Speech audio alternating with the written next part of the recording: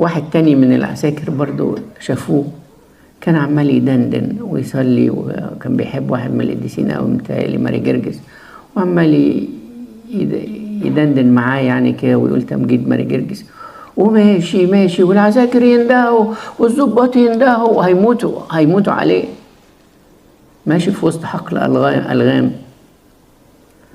ولما رجع بعد ما خلص بقى وروق على نفسه في الصلاة كده وبتاع وقال له مزمورين ورجع، الضابط بيقول له انت عسكري ما كنتش سامعنا واحنا بننده؟ قال له لا يا باشا ما سمعتش حاجة. قال له طب انت ما شفتش اليافطة اللي مكتوبة ممنوع الدخول حقل ألغام؟ قال له يا باشا انا ما بعرفش اقرا. قال له طب ايه النور اللي كان حواليك وانت في وسط الضلمه ده، وكان في ايدين كده محوطه عليك وعماله تزقك يمين وشمال بحيث ما خبطش في ولا لغم؟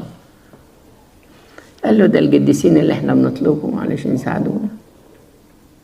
فقد ايه ممكن القديسين كمان ينقذونا من التجارب ومن الضيقات اللي بنخش فيها.